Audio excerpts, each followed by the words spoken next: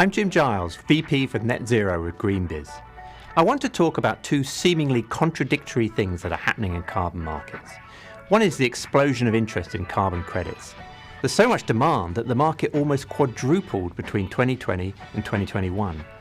Yet alongside this exponential growth, serious questions remain about the integrity of credits. Buyers can't yet be sure that a tonne paid for means a tonne of emissions avoided or removed. There's a lot of attention being paid to this problem, but some of the solutions don't hit the mark. My overhyped trend is the use of blockchain technologies to address the integrity of carbon markets. I don't mean that crypto solutions can't improve carbon markets. Storing credit data on blockchains might be efficient, but often I see crypto touted as the solution to the integrity problem, and I don't believe that it is. Why is that? Well, offsets have different kinds of problems. Some might have taken place without the revenue they generated from carbon credits. In offsets jargon, they weren't additional. Others cause leakage, meaning that they avoid emissions in one place but trigger more emissions elsewhere. Crypto won't fix these shortcomings, but I hope that my underhyped trend might do so. It's the growing awareness of MRV, measurement, reporting and verification. MRV is simple in principle. It's the processes that provide assurance that offsets really do avoid or remove the carbon they claim to. In practice, this can be time-consuming and tedious. For agricultural projects, MRV means visiting farms and collecting soil samples. In forestry, it means keeping tabs, perhaps for decades, to confirm that protected forests really stay protected. The good news is that MRV is getting the attention it deserves. That's partly because buyers don't want to find themselves holding a credit that's revealed to be a dud, particularly when that fact becomes national news. Technology is also helping. In forests, for example, satellite imagery is increasingly being used to assess additionality and leakage. MRV isn't neat and tidy. It's not something that technology can swoop in and fix.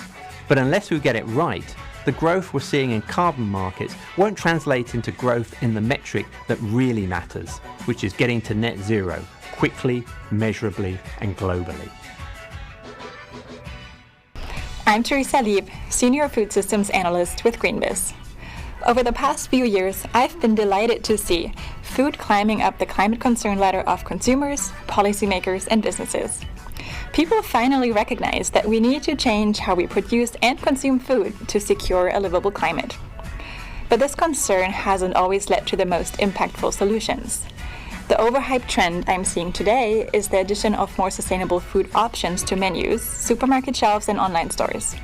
For example, even fast food chains such as McDonald's, Burger King, and KFC now offer vegan menu items. I applaud these developments and the innovators making them happen. But I'm worried that companies will stop there, leaving it to consumers to buy sustainable products when it would be more impactful to change the food environment at large.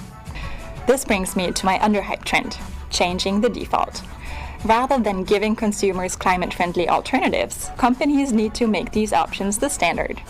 Such default shifts can be surprisingly simple and effective. In a pilot program, the coffee chain Blue Bottle swapped cow's milk for oat milk as the default ingredient in cappuccinos, lattes, and the like because it emits 75% fewer greenhouse gases. Oat milk consumption jumped 40% and is now the new normal in all Blue Bottle stores, while cow's milk is only served upon request. New York City has been experimenting with a similar approach in its hospitals, making plant-based meals the default lunch for patients. By marketing them as the chef's special, over half of the hospital's patients order these meals daily, with satisfaction ratings over 90%. Building on this success, the city is now expanding the program from lunches to dinners, which will impact more than 800,000 meals per year. From these and other pilots, we've learned that people care more about their food being delicious than anything else. So it's time for companies to update their recipes and transform climate-friendly eating from a privileged consumer choice into everyone's new norm.